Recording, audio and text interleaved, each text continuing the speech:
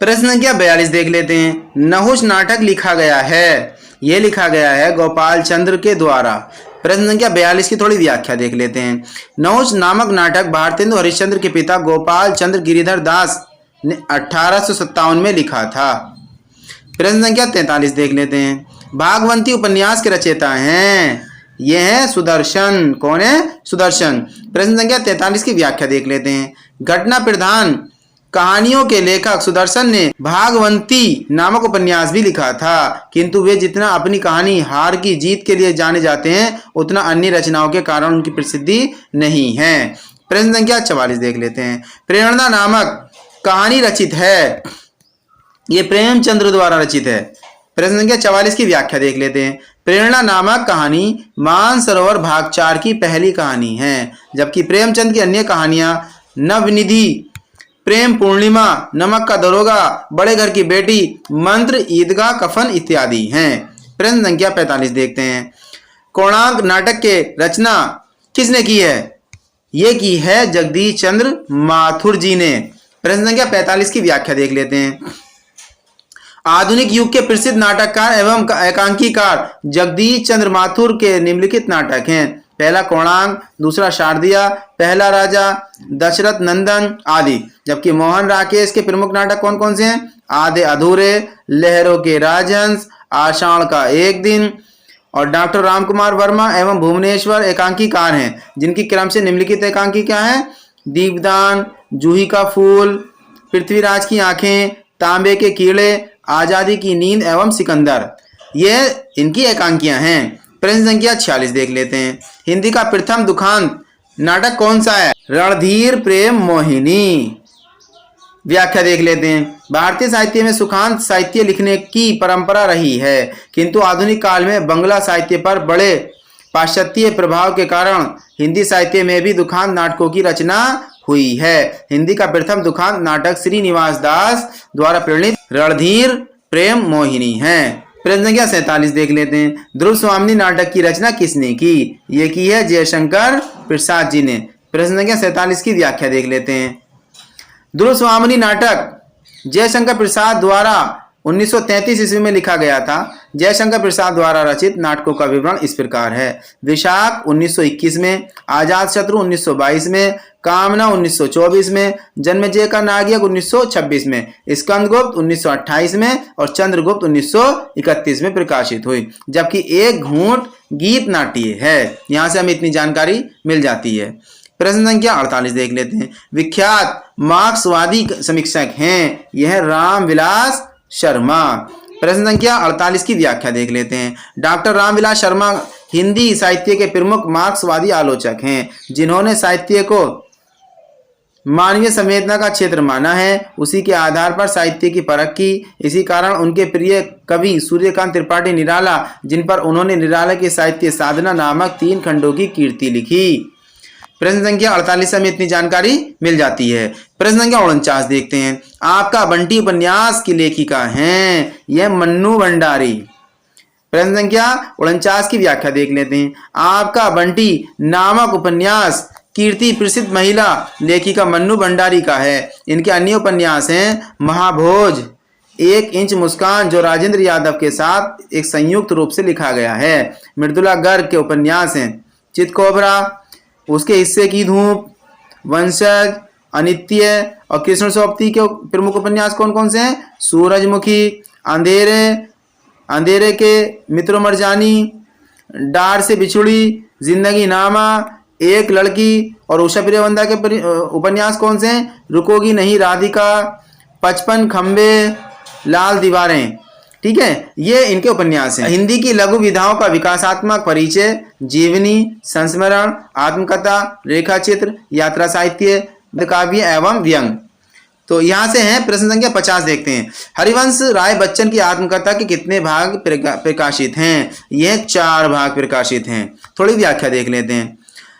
व्याख्या कुछ इस तरह है। हालावाद के प्रवर्तक हरिवंश राय बच्चन द्वारा लिखित उनकी आत्मकथा 4 भागों में प्रकाशित हो चुकी है।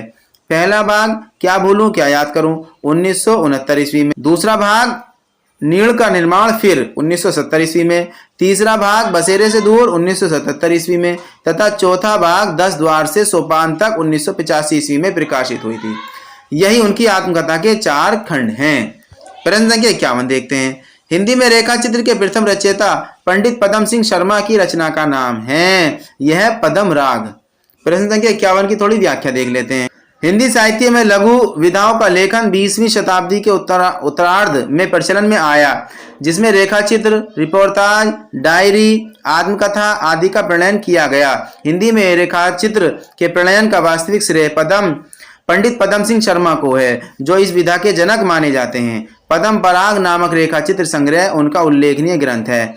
इस परंपरा को आगे बढ़ाते हुए महादेवी वर्मा ने अतीत के चलचित्र, स्मृति की रेखाएं, पथ के साथी, मेरा परिवार आदि रेखा चित्रों का प्रणयन किया। 10 तस्वीरें जगदीश चंद्र माथुर का एवं रेखा एवं रंग आचार्य विनय मोहन शर्मा का रेखा चित्र है। यहाँ से हमें इतनी जानकारी मिल जाती है। प्रश्न संख्या 52 देखते हैं। सही युग्म का चयन कीजिए। सही युग्म में हमारा मोहन राकेश का आखिरी चट्टान तक। प्रश्न संख्या 52 की व्याख्या देख लेते हैं। भगवत शरण उपाध्याय की प्रमुख यात्रा वृत्तांत है वह दुनिया मैंने देखा, कलकत्ता से पीकिंग एवं सागर की लहरों पर। देवेंद्र सत्यार्थी कीर्ति कौन सी है? धरती गाती है। बुक सेलर की डायरी। रामविरक्ष बेनीपुरी द्वारा लिखित यात्रा वृत्तांत है पांव में पंख बांधकर, जबकि मोहन राकेश का यात्रा वृत्तांत है आखिरी चट्टान। यहां से इतनी जानकारी हमें मिल जाती है।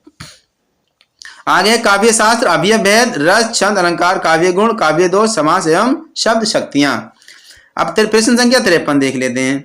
शब्द की वह शक्ति जिससे वाचार्थी प्रकट होता है कहलाती है, वो कहलाती है अभिधा। थोड़ी व्याख्या देख लेते हैं। जिस शब्द शक्ति से वाच्यार्थ प्रकट होता है वे अभिधा कहलाती है, अर्थात शब्द को सुनने अथवा पढ़ने के पश्चात पाठक अथवा श्रोता को शब्द का जो लोक प्रसिद्ध अर्थ तत्क्षण ज्ञात होता है, वह अर्थ शब्द की जिस सीमा द्वारा मालूम होता है उसे अभिधा शक्ति कहते हैं। यहां से इतनी जानकारी हमें मिल जाती है। प्रश्न संख्या 54 देख लेते हैं। सही युग्म चिन्हित कीजिए। सही युग में वैदर्भी माधुर्य। प्रश्न संख्या 54 की व्याख्या देख लेते हैं। उपरोक्त रीतियों में वैदर्भी रीति का मूल आधार माधुर्य गुण होता है। इसके साथ इसमें सुकुमार वर्ण योजना होती है, जबकि गौणी रीति में ओज एवं कांति गुण संपन्न होती है। इसमें माधुर्य गुण का पूर्ण अभाव होता है। पंचाली रीति माधुर्य एवं सुकुमार गुणों से संपन्न तथा छोटे समासों वाली रचना पंचाली रीति होती है। इसकी भाषा भावार्गमित एवं प्रसाद गुण होती है। प्रश्न संख्या 55 देखते हैं। श्रृंगार रस का स्थायी भाव है, यह है रति। प्रश्न संख्या 55 का जो है व्याख्या देख लेते हैं। श्रुति माधुर्य गुणयुक्त श्रृंगार रस रसनायक कहा जाता है। नवहु रस के भाव बहु तिनके भिन्न विचार, सबके केशव दास हैं रसनायक श्रृंगार। इस प्रकार साहित्य में नवरस की गणना की जाती है, जिनके स्थायी भाव इस प्रकार हैं। श्रृंगार रस का रति, हास्य रस का हास, करुण रस का शोक, और रौद्र रस का क्रोध, और वीर रस का उत्साह, और भयानक रस का भय, और विभत्स का जुगुप्सा, अद्भुत का विस्मय तथा वात्सल्य का वात्सल्य स्थायी भाव होता है। प्रश्न संख्या 56 देख लेते हैं। अनुभाव के 2 भेद हैं। अनुभाव के 2 भेद कौन से हैं? कायिक और सात्विक। प्रश्न संख्या 56 की व्याख्या देख लेते हैं। आश्रय द्वारा दी गई चेष्टाएं अनुभाव के अंतर्गत आती हैं, जबकि उद्दीपन की चेष्टाएं आलंबन द्वारा की जाती हैं। इसलिए कहा गया है अनुभाव भाव बोधक अर्थात भाव का बोध कराने वाले कारण को अनुभाव कहते हैं, जिसके अंतर्गत हाव भाव हेला आता है। अनुभाव 4 प्रकार के होते हैं, कायिक, आंगिक, आहार, सात्विक, परंतु कुछ विद्वानों ने इनके 2 भेद माने हैं, कायिक और सात्विक। प्रश्न संख्या 57 देख लेते हैं। अनुष्टुप है, ये क्या है? एक छंद है। क्या है ये? एक छंद है। इसकी व्याख्या देख लेते हैं। छंद छद धातु से बना है, जिसका शाब्दिक अर्थ है ऊपर छा जाना अथवा बंधन करना, इसलिए पदबंध रचना छंद के अंतर्गत आती है। और जिसमें यह बंधन नहीं होता वह गद्य रचना होती है। अनुष्टुप छंद वैदिक संस्कृति का एक प्रमुख छंद है। अन्य छंदों में गायत्री एवं जगती छंद प्रमुख हैं। प्रश्न संख्या 58 देख लेते हैं। कनक कनकते सोगनी मादकता अधिकाय में कौन सा अलंकार है? इसमें कौन सा अलंकार है? यमक अलंकार है। इसकी थोड़ी व्याख्या देख लेते हैं। जहाँ एक शब्द की कई बार आवृत्ति होती है और उसके अर्थ भिन्न भिन्न होते हैं, वहाँ अयमक अलंकार होता है। उपरोक्त पद में पहले कनक का अर्थ धतूरा है, दूसरे कनक का अर्थ सोना है। इस प्रकार भिन्न अर्थ होने के कारण यहाँ यमक अलंकार है। प्रश्न संख्या 59 देख लेते हैं। सखी नील नभस्मर से निकला ये हंस आहा तिरता तिरता, अब तारक मौक्तिक शेष नहीं, निकला जिनको चरता चरता में रूपक अलंकार का कौन सा प्रकार प्रयुक्त हुआ है? यह हुआ है सांग रूपक। प्रश्न संख्या 59 की व्याख्या देख लेते हैं।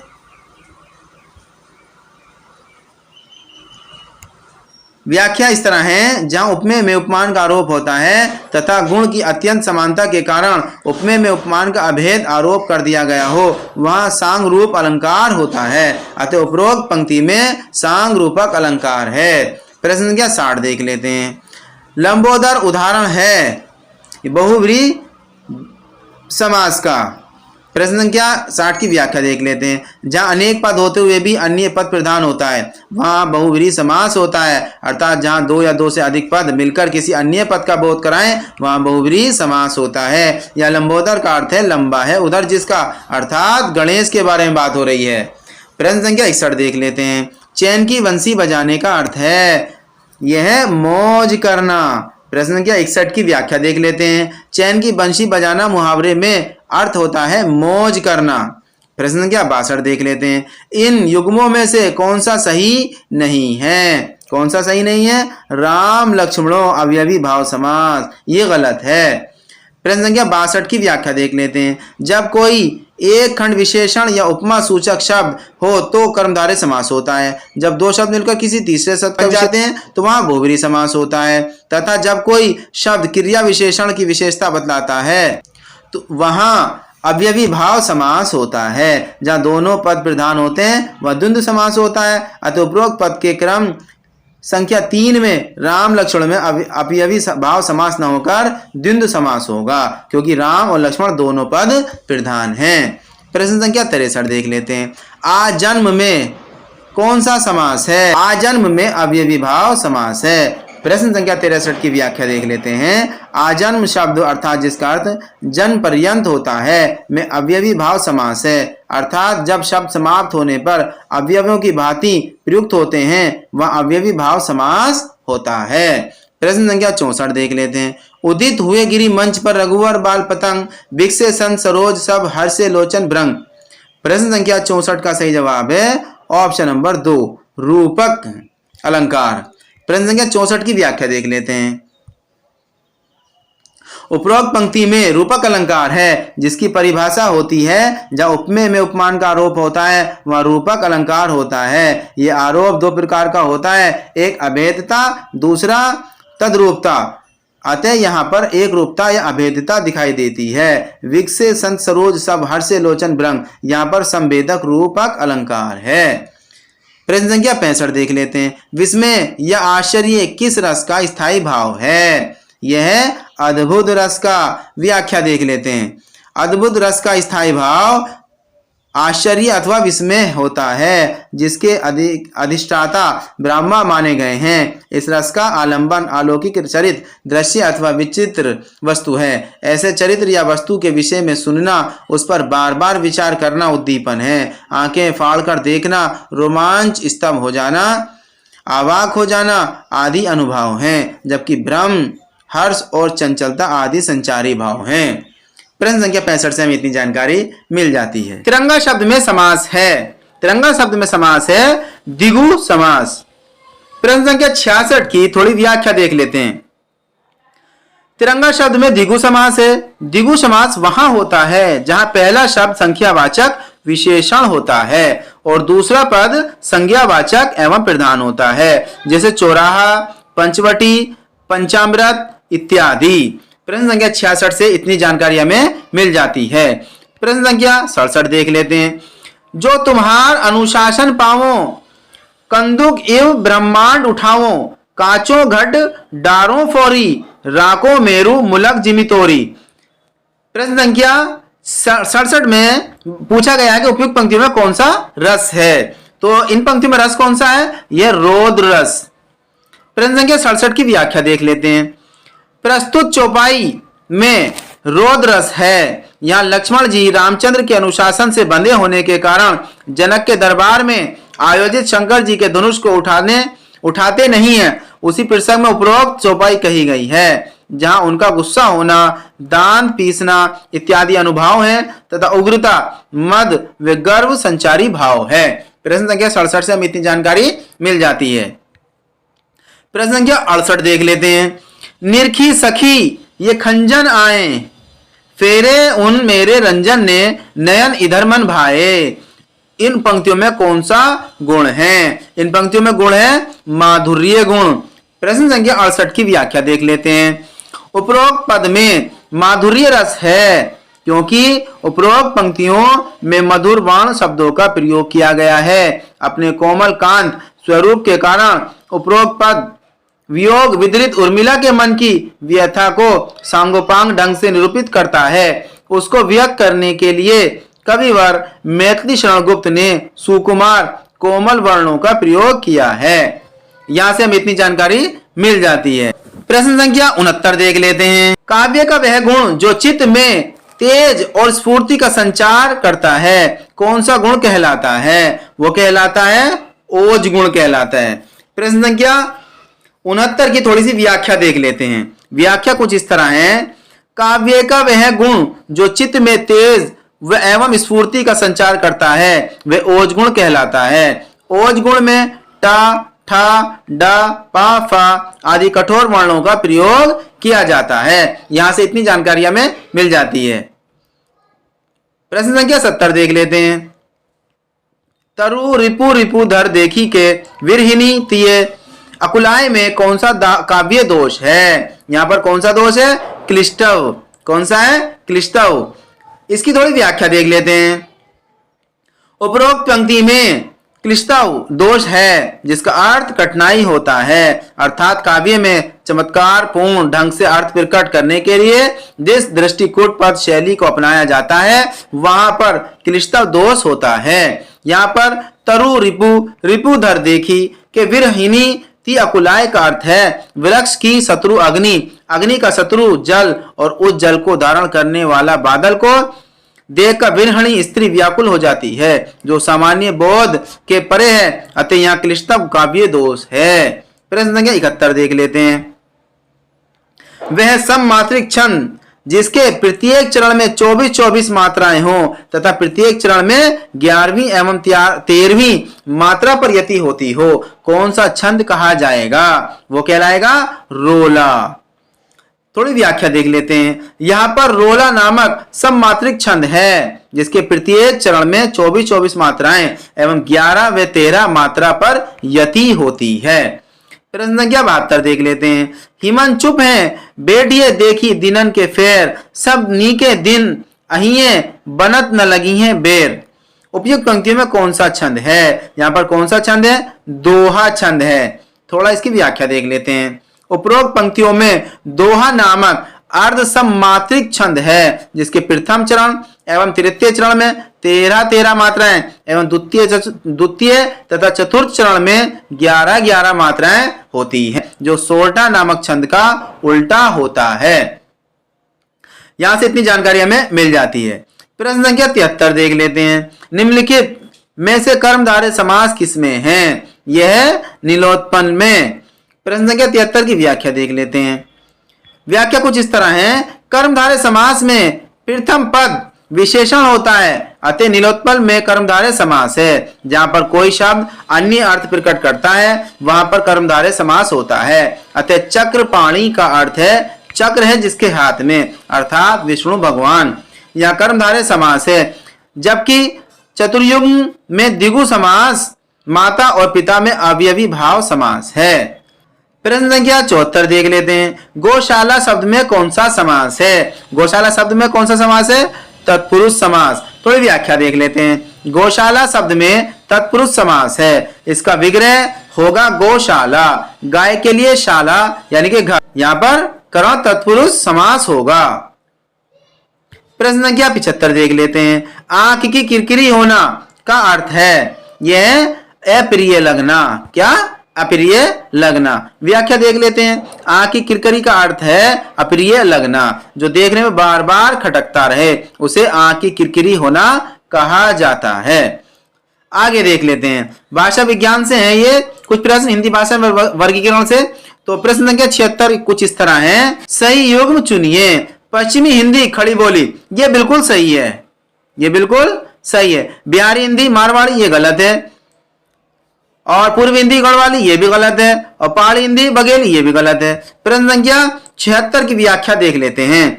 हिंदी की 5 उपभाषाएं हैं जिसमें पश्चिमी हिंदी के अंतर्गत खड़ी बोली या कोरवी या ब्रज भाषा, बुंदेली, हरियाणवी या बांगरू तथा कन्नौजी बोली जाती है। दूसरी क्या है? पूर्वी हिंदी के अंतर्गत अवधी, बघेली, छत्तीसगढ़ी ये आ जाती हैं। और बिहारी उपभाषा के अंतर्गत मैथिली, मगही, भोजपुरी आ जाती हैं। और चौथा है पहाड़ी हिंदी के अंतर्गत गढ़वाली, कुमाऊनी एवं नेपाली आ जाती है। 5वीं के अंतर्गत आती है राजस्थानी भाषा के अंतर्गत आ जाती है मारवाड़ी, जयपुरी, मेवाती बोलियां आती हैं। इस प्रकार हिंदी भाषा में 5 उपभाषाएं एवं 18 बोलियां सम्मिलित हैं। प्रश्न संख्या 76 से इतनी जानकारी मिल जाती है। 5 उपभाषाएं ये पूछी जाती हैं और बोलियां कितनी है? 18 बोलियां हैं। प्रश्न संख्या 77 देख लेते हैं। इनमें से बिहारी हिंदी का रूप नहीं है। कौन सा नहीं है? अवधी, ये पूर्वी हिंदी का रूप है। व्याख्या देख लेते हैं। बिहारी उपभाषा के अंतर्गत भोजपुरी, मागधी एवं मैथिली बोलियां आती हैं, जबकि अवधी भाषा पूर्वी भाषा यानी पूर्वी हिंदी के अंतर्गत आती है। प्रश्न संख्या 77 से इतनी जानकारी हमें मिल जाती है। प्रश्न संख्या 78 देख लेते हैं। देवनागरी लिपि की सबसे बड़ी विशेषता है। क्या विशेषता है? कि यह क्या है? सर्वाधिक वैज्ञानिक लिपि होना, एक ध्वनि के लिए एक संकेत होना। प्रश्न संख्या 78 की व्याख्या देख लेते हैं। देवनागरी लिपि अपनी वैज्ञानिकता के कारण एक सर्वमान्य लिपि है जिसमें जो उच्चारण किया जाता है वही लिखा जाता है। प्रत्येक ध्वनि के लिए उसका अलग अक्षर है। इस लिपि में यूरोपीय लिपि की तरह कोई अक्षर मौन नहीं होता। यह इसकी सबसे बड़ी विशेषता है। प्रश्न संख्या 79 देख लेते हैं। मेवाती किस उपभाषा वर्ग की बोली है? यह है राजस्थानी हिंदी की। प्रश्न संख्या 79 की व्याख्या देख लेते हैं। राजस्थानी भाषा के अंतर्गत मेवाती, मारवाड़ी, जयपुरी, मालवी बोलियां आती हैं। बिहारी हिंदी के अंतर्गत भोजपुरी, मैथिली, मागधी बोली जाती हैं। पूर्व हिंदी के अंतर्गत अवधी, बघेली, छत्तीसगढ़ी आती हैं। पहाड़ी हिंदी के अंतर्गत पश्चिमी पहाड़ी एवं मध्यवर्ती पहाड़ी बोलियां आती हैं। यहाँ से इतनी जानकारी हमें मिल जाती है। प्रश्न संख्या 80 देख लेते हैं। पश्चिम हिंदी के अंतर्गत कौन सी भाषा नहीं आती है? यह कौन सी नहीं आती है? बघेली नहीं आती है। ब्रज भी आती है, खड़ी भी आती है, कन्नौजी भी आती है। और इसकी हमने थोड़ी व्याख्या देख लेनी है। व्याख्या क्या है? पश्चिम हिंदी के अंतर्गत अग्रलिखित बोलियां आती हैं। खड़ी बोली, कोरवी, ब्रजभाषा, हरियाणवी, बुंदेली एवं कन्नौजी। और पूर्वी बोली के अंतर्गत निम्नलिखित 3 बोलियां आती हैं। कौन सी? अवधी, बघेली, छत्तीसगढ़ी। प्रश्न संख्या 80 से इतनी जानकारी हमें मिल जाती है। प्रश्न संख्या 81 देख लेते हैं। आल्पिन और गमला किस विदेशी भाषा के शब्द हैं? यह पुर्तगाली। क्या है? पुर्तगाली। प्रश्न संख्या 81 की व्याख्या देख लेते हैं। आल्पिन और गमला पुर्तगाली शब्द हैं। इस भाषा के अन्य शब्द हैं अलकतरा, अनन्नास, अलमारी, बाल्टी, चाबी, फीता, तंबाकू। बहुत इंपॉर्टेंट ये सारे के सारे जो है ना प्रश्न है। प्रश्न संख्या 81 से हमें इतनी जानकारी मिल जाती है। व्याकरण, लिंग, वचन, कारक, विराम चिन्ह प्रयोग। अब जो है यहां से प्रश्न है। प्रश्न संख्या 82 कुछ इस तरह है। हिंदी की शाह ध्वनि है, यह है मूर्धन्य। ये क्या है? मूर्धन्य ध्वनि है। प्रश्न संख्या 82 की थोड़ी व्याख्या देख लेते हैं। शाह ध्वनि उस्म के अंतर्गत आता है। इसके अतिरिक्त अन्य अक्षर हैं श, स, ह मूर्धन्य के अंतर्गत आते हैं। ट, ठ, ड, ड, ण दंत में तथा त, थ, द, ध, न ओष्ठ में प, फ, ब, भ, म आते हैं। प्रश्न संख्या 82 से हमें इतनी जानकारी मिल जाती है। प्रश्न संख्या 83 देख लेते हैं। सही कथन चुनिए। या और वह ध्वनियां अर्धस्वर कहलाती हैं। ये बात बिल्कुल सही है। ये प्रश्न आ जाता है कि अर्धस्वर कौन कौन से होते हैं? तो या और वह क्या है? ध्वनियां क्या है? अर्धस्वर कहलाती हैं। थोड़ी व्याख्या देख लेते हैं। यह और वह ध्वनियां अर्धस्वर कहलाती हैं क्योंकि ये ध्वनियां बिना स्वर के की सहायता से नहीं बोली जा सकती, इसलिए इन ध्वनियों को अर्धस्वर ध्वनियां कहते हैं। प्रश्न संख्या 84 देख लेते हैं। कर्म कारक के लिए प्रयुक्त होने वाला चिन्ह है। कर्ता ने कर्म को, तो क्या है ये? को। प्रश्न संख्या 84 की व्याख्या इस तरह है। हिंदी में कुल 8 कारक होते हैं जो संस्कृत व्याकरण के समान हैं। कर्म कारक के लिए प्रयुक्त होने वाला चिन्ह को है, जबकि ने कर्ता कारक का चिन्ह है, के लिए संप्रदान कारक का चिन्ह है और से करण कारक का चिन्ह है। प्रश्न संख्या 85 देख लेते हैं। राष्ट्र की भाववाचक संज्ञा है, यह राष्ट्रीयता। क्या है? राष्ट्रीयता। व्याख्या कुछ इस तरह है। किसी वस्तु, व्यक्ति, स्थान अथवा भाव को संज्ञा कहा जाता है। राष्ट्र की भाववाचक संज्ञा राष्ट्रीयता होती है। प्रश्न संख्या 86 देख लेते हैं। उत्साह शब्द का विशेषण है, ये क्या है? उत्साहित। क्या है? उत्साहित। व्याख्या देख लेते हैं। जो शब्द किसी विशेषता को बताते हैं उसे विशेषण कहते हैं। उपयुक्त शब्द में उत्साह का विशेषण उत्साहित होगा। प्रश्न संख्या 87 देखते हैं। रचना के आधार पर वाक्य के कितने भेद होते हैं? रचना के आधार पर वाक्य के 3 भेद होते हैं। कौन कौन से? सरल वाक्य, मिश्रित वाक्य और संयुक्त वाक्य। इसको कहते हैं इंग्लिश में सिंपल सेंटेंस, कॉम्प्लेक्स सेंटेंस और कंपाउंड सेंटेंस। प्रश्न संख्या 88 देख लेते हैं। जो पर्यायवाची विलोम वाक्यांश के लिए एक शब्द वाक्य शुद्ध यहां से हैं। तो प्रश्न संख्या 88 है, शुद्ध वाक्य चुनिए। तो शुद्ध वाक्य में कौन सा है? ये है पहला वाला। मुरझाया हुआ फूल वर्षा की फुहार से अभिसिंचित होकर पुनः खिल उठा। प्रश्न संख्या 89 देख लेते हैं। इनमें से किस शब्द के पर्यायवाची गलत हैं? तो क्या है? कमल के जलज होता, पंकज होता, सरोज, ये सही है। पुष्प का कुसुम होता, फूल होता, सुमन होता, ये भी सही है। सरस्वती का गिरा, भारती, वाणी, ये भी सही है। सूर्य का दिवस होता, याम होता, वासर होता, ये गलत है। प्रश्न संख्या 89 की थोड़ी व्याख्या देख लेते हैं। उपरोक्त खंड में सभी के पर्यायवाची सही हैं, किंतु खंड 4 का पर्यायवाची सूर्य शब्द के लिए दिया गया है। असत्य है क्योंकि दिवस, वासर, याम ये दिन के पर्यायवाची हैं। किसके हैं ये? दिन के पर्यायवाची हैं। जबकि सूर्य का पर्यायवाची क्या है? रवि, भानु, भास्कर, दिनकर, दिवाकर, सविता आदि। प्रश्न संख्या 89 से हमें इतनी जानकारी मिल जाती है।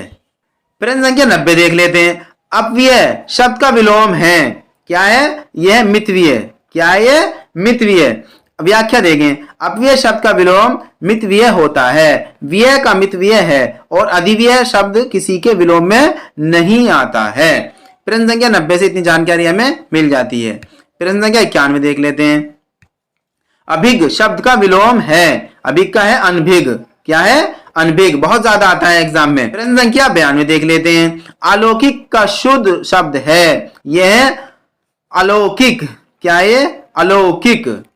प्रश्न संख्या 93 देख लेते हैं। अतिथि का पर्यायवाची है, यह आगंतुक। क्या है? अतिथि का पर्यायवाची आगंतुक। प्रश्न संख्या 94 देख लेते हैं। मोहन से चला नहीं जाता वाक्य में कौन सा वाच्य है? कौन सा वाच्य है? यह भाववाच्य। प्रश्न संख्या 95 देखते हैं। आज गणित के अध्यापक ने कक्षा नहीं ली वाक्य में अर्थ के आधार पर वाक्य है। प्रश्न संख्या 95 का सही उत्तर है निषेधावाचक वाक्य, यानी कि निगेटिव वाक्य। प्रश्न संख्या 95 का थोड़ा व्याख्या देख लेते हैं। उपयुक्त वाक्य निषेधात्मक है। अर्थ की दृष्टि वाक्य के 8 भेद होते हैं। पहला आज्ञावाचक, दूसरा प्रश्नवाचक, तीसरा विधिवाचक, चौथा निषेधवाचक और 5वां विस्मयवाचक और 6वां संदेहवाचक और 7वां इच्छावाचक और 8वां संकेतवाचक। प्रश्न संख्या 95 से इतनी जानकारी हमें मिल जाती है। प्रश्न संख्या 96 देख लेते हैं। निम्नलिखित में से कौन सा शब्द पताका का पर्यायवाची नहीं है? कौन सा नहीं है? प्रस्तर। कौन सा नहीं है? प्रस्तर। प्रश्न संख्या 96 का थोड़ी व्याख्या देख लेते हैं।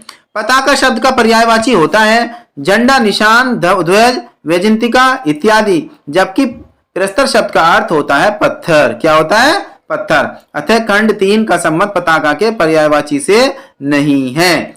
यहां से इतनी जानकारी हमें मिल जाती है। प्रश्न संख्या 97 देख लेते हैं। जिसमें धैर्य न हो के लिए एक शब्द है, वो क्या है? अधीर। और प्रश्न संख्या 98 देख लेते हैं। आवरण शब्द का विलोम है। क्या है? अनावरण। प्रश्न संख्या 98 की व्याख्या देख लेते हैं। व्याख्या कुछ इस तरह है। आवरण शब्द का विलोम होगा अनावरण। आचरण का अर्थ है आचार व्यवहार से। सुवर्ण का अर्थ होता है सुंदर वर्ण या सुंदर रूप से, जबकि अवज्ञा का अर्थ है आज्ञा ना मानने वाला। प्रश्न संख्या 99 देख लेते हैं। निम्नलिखित शब्दों में से हनुमान का पर्यायवाची शब्द नहीं है। कौन सा नहीं है? राम भक्त जो है हनुमान का पर्यायवाची नहीं है। बजरंगबली भी है, पवन सूत भी है, कपीश्वर भी है। प्रश्न संख्या 99 की व्याख्या देख लेते हैं। हनुमान का पर्यायवाची है महावीर है, कपीश है, रामदूत है, मारुति नंदन है, बजरंगी है, पवन सूत है, पवन कुमार है, कपीश्वर है इत्यादि। जबकि राम भक्त किसी का भी राम भक्त का पद बोधक हो सकता है। प्रश्न संख्या 99 से इतनी जानकारी हमें मिल जाती है। प्रश्न संख्या 100 देख लेते हैं। गमन का विलोम है। गमन का विलोम है आगमन। प्रश्न संख्या 100 की व्याख्या देख लेते हैं। गमन का विलोम आगमन होगा, जबकि आना का विलोम जाना, उतरने का चढ़ना, रुकने का चलना होता है। प्रश्न संख्या 101 देख लेते हैं। भाषा की सबसे छोटी इकाई कौन सी है? भाषा की सबसे छोटी इकाई है वर्ण। कौन सी है? वर्ण है। व्याख्या देख लेते हैं। भाषा की न्यूनतम इकाई वर्ण होती है, जबकि शब्द 2 या 2 से अधिक अक्षरों के मेल से बनते हैं। व्यंजन स्वर पर आधारित होते हैं। बिना उनकी सहायता से व्यंजन का उच्चारण असंभव होता है। क्या होता है? संभव नहीं, असंभव होता है। जबकि स्वर स्वतंत्र रूप से उच्चारित होते हैं, इनको किसी की चीज की जरूरत नहीं होती है। प्रश्न संख्या 102 देख लेते हैं। वर्णमाला किसे कहेंगे? वर्णों के व्यवस्थित समूह को हम क्या कहेंगे? वर्णमाला कहेंगे। व्याख्या देख लेते हैं। वर्ण की सुव्यवस्थित क्रमबद्ध अनुक्रम की तदात्मकता को वर्णमाला कहा जाता है। प्रश्न संख्या 103 देख लेते हैं। निम्नलिखित में से शुद्ध वर्तनी का चयन कीजिए। कौन सी है? कवयित्री। क्या है शुद्ध वर्तनी? कवयित्री। प्रश्न संख्या 104 है। जो पहले कभी ना हुआ हो उसको कहते हैं अभूतपूर्व। व्याख्या देख लेते हैं। जो पहले कभी नहीं हुआ हो, इसका एक शब्द है अभूतपूर्व होगा, जबकि अद्भुत का अर्थ है जिसके विषय में आश्चर्य प्रकट हो। अनुपम का अर्थ है जिसकी कोई उपमा ना हो। अपूर्व का अर्थ है जो पहले ना हुआ हो। प्रश्न संख्या 104 से इतनी जानकारी हमें मिल जाती है। प्रश्न संख्या 105 देख लेते हैं, जो मुहावरा और लोकोक्ति से है। कान भरना यानी कि चुगली करना। कान भरना मुहावरे का वास्तविक अर्थ होता है चुगली करना। प्रश्न संख्या 106 देख लेते हैं। सिर उठाना मुहावरे का सही अर्थ है। यह है विद्रोह करना। क्या करना? विद्रोह करना। व्याख्या। सिर उठाना मुहावरे का सही अर्थ होगा विद्रोह करना, अर्थात किसी सत्ता के विरुद्ध विद्रोह करना सिर उठाना कहा जाता है। प्रश्न संख्या 107 देख लेते हैं। आडंबर बहुत किंतु वास्तविकता कुछ नहीं के लिए सही लोकोक्ति है। यह क्या है? ऊंची दुकान फीका पकवान। प्रश्न संख्या 108 देख लेते हैं, जो संस्कृत साहित्य एवं व्याकरण से संबंधित है। अन्याय शब्द संधि विच्छेद होगा। क्या होगा? अन्य प्लस अन्य। अन्य प्लस अन्य। व्याख्या देख लेते हैं। अन्य का संधि विच्छेद अन्य प्लस अन्य होगा, क्योंकि इसमें या वर्ण व्यंजन है और व्यंजन बिना स्वर की सहायता से नहीं बोले जाते। ये शब्द अन्याय ना होकर के अन्य शब्द है। प्रश्न संख्या 109 देख लेते हैं। रघुवंशम किसकी रचना है? ये कालिदास जी की रचना है।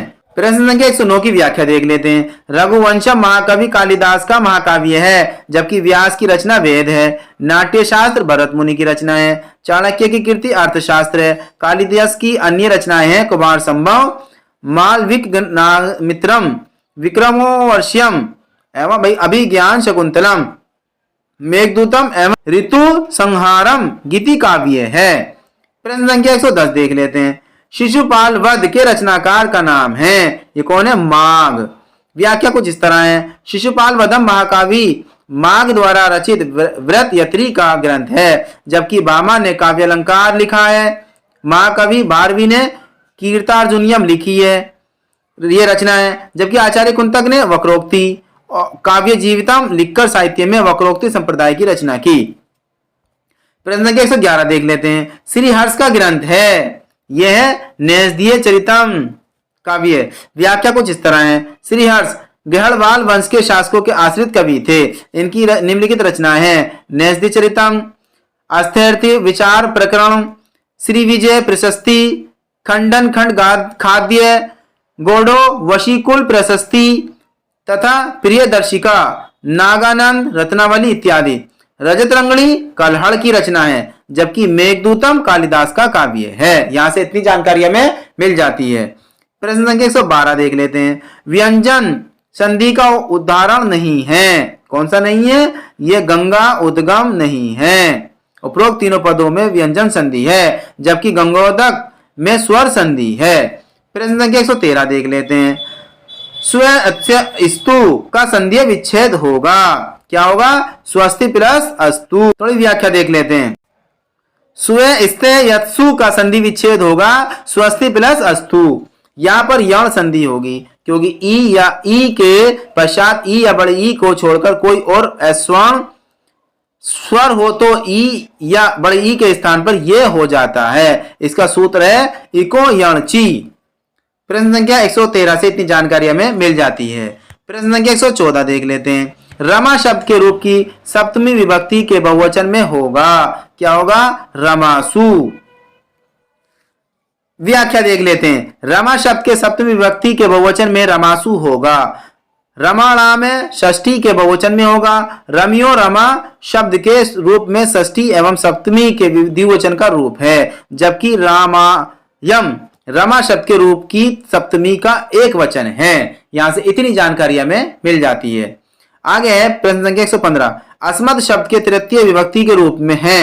क्या है? यह मया, अवाभ्यामे, अस्माभिः। प्रश्न संख्या 115 की व्याख्या देख लेते हैं। अस्मत् शब्द के तृतीय विभक्ति में मया, अवाभ्यामे, अस्माभिः होगा, जबकि अहम, अवामे, व्यम प्रथम विभक्ति का रूप है। मते, अवाभ्यामे अस्मत् पंचमी विभक्ति का रूप है तथा ममे, अवयो, अस्माकम षष्ठी विभक्ति का रूप है। यहां से इतनी जानकारी हमें मिल जाती है। प्रश्न संख्या 116 देख लेते हैं। मार्ग के दोनों तरफ वृक्ष हैं का अनुवाद संस्कृत में है। यह मार्गम उभयते वृक्षा संति। थोड़ी व्याख्या देख लेते हैं। उभयते, सर्वते, परिते एवं अधोण्य इन 6 अवयव पदों के योग में द्वितीय भक्ति होती है। अतः उपयुक्त वाक्य का सही अनुवाद होगा मार्गम उभयते वृक्षा संति। प्रश्न संख्या 117 देख लेते हैं। महाकवि कालिदास किस अलंकार के लिए प्रसिद्ध हैं? यह उपमा के लिए। थोड़ी व्याख्या देख लेते हैं। संस्कृत साहित्य में महाकवि कालिदास अपनी उपमा के लिए प्रसिद्ध हैं। उनके विषय में निम्नलिखित श्लोक उल्लेखनीय हैं। उपमा कालिदासस्य भारवे अर्धगौरवम दंडिना पदल लालित्यम मागे संतृत्रोय गुण। आगे देखते हैं प्रश्न संख्या 118। राम शब्द के षष्ठी एक वचन का रूप है। यह रामस्य। व्याख्या देख लेते हैं। रामस्य शब्द राम शब्द के षष्ठी विभक्ति का एक वचन का रूप है, जबकि रामो प्रथमा विभक्ति के द्विवचन में होगा, रामे चतुर्थी के एक वचन में होगा और रामेशु सप्तमी के बहुवचन में होगा। यहां से इतनी जानकारी हमें मिल जाती है। प्रश्न संख्या 119 देख लेते हैं। पट धातु के वर्तमान काल में मध्यम पुरुष के एक वचन का रूप है। यह पटसी। क्या है? पटसी। पट धातु के वर्तमान काल में मध्यम पुरुष के एक वचन का रूप होगा पटसी, जबकि पठती प्रथम पुरुष का एक वचन होगा। पठंती प्रथम पुरुष का एक बहुवचन होगा। पठामी उत्तम पुरुष का एक वचन होगा। यहां से इतनी जानकारी हमें मिल जाती है। प्रश्न संख्या 120 देख लेते हैं। रज्जु शब्द का हिंदी में अर्थ है यह रस्सी। क्या है? रस्सी। रज्जु शब्द का हिंदी में अर्थ होता है रस्सी, जो इसका तद्भव रूप है। प्रश्न संख्या 121 देख लेते हैं। मालती माधव के रचनाकार हैं। ये कौन है? भवभूति। प्रश्न संख्या 121 की व्याख्या देख लेते हैं। मालती माधव के रचनाकार प्रसिद्ध संस्कृत नाट्य लेखक भवभूति हैं। इनकी अन्य रचनाएं महावीर चरितम एवं उत्तम रामचरितम हैं, जबकि कालिदास की रचना मेघदूतम, कुमार संभव, रघुवंशम, अभिज्ञान शकुंतलम, विक्रमोर्वशीयम, मालविकग्नाग्निमित्रम, ऋतु संहारम इत्यादि हैं। नेषधि चरितम, खंडन खंड खाद्यम, प्रियदर्शिका, नागानंद, रत्नावली इत्यादि श्री हर्ष की रचनाएं हैं। भारवी की रचना, ये क्या है? भारवी की रचना कौन सी है? किरातुर्जुनियम। प्रश्न संख्या 122 देख लेते हैं। इत्यादि का सही संधि विच्छेद है यह इति प्लस आदि। व्याख्या देखें, इति प्लस आदि इत्यादि, यहाँ पर इक का प्रत्याहार यण के आदेश के कारण होता है। इसमें इको अणज सूत्र होने के कारण यण संधि है। प्रश्न संख्या 123 देख लेते हैं। तेजो में का सही संधि विच्छेद है यह तेजे में। व्याख्या देख लेते हैं। तेजो में बराबर तेजे प्लस में, जहां पर ए के बाद ए अथवा सघोष व्यंजन हो तो ए को औ हो जाता है, अतः इसलिए यहां पर तेजे प्लस में तजो में हो गया। प्रश्न संख्या 124 देख लेते हैं। हरिश्चंद्र में प्रयुक्त किस संधि का नाम सही है? तो हरिश्चंद्र में जो संधि है वो विसर्ग संधि है। हरि प्लस यहां पर विसर्ग और चंद्र, इस तरह से। तो प्रश्न संख्या 124 का सही जवाब है विसर्ग संधि। प्रश्न संख्या 125 देख लेते हैं। संस्कृत काव्य में पद लालित्य के लिए किसकी प्रसिद्धि सर्वाधिक है? ये दांडी। कौन है ये? दांडी। थोड़ी व्याख्या देख लेते हैं। संस्कृत वाङ्मय में अपने पद लालित्य के लिए महाकवि दांडी सर्वाधिक प्रसिद्ध हैं। इस विषय में निम्नलिखित श्लोक सूक्ति रूप में प्रसिद्ध है। उपमा कालिदासस्य भर्व अर्थगौरवम और दंडिन पद लालित्यम मागे संति त्रय गुण। तो प्यारे साथियों, इस तरह से हमने प्रशिक्षक स्नातक शिक्षक भर्ती परीक्षा 2009 का प्रश्न पत्र हल किया। आशा करता हूं आपको बहुत पसंद आया होगा और आपने अच्छे से रिवाइज भी किया होगा। तो प्यारे साथियों, फिर मिलता हूं मैं इससे भी एक शानदार प्रैक्टिस सेट के साथ। तब तक के लिए बाय बाय, सी यू, जय हिंद, जय भारत।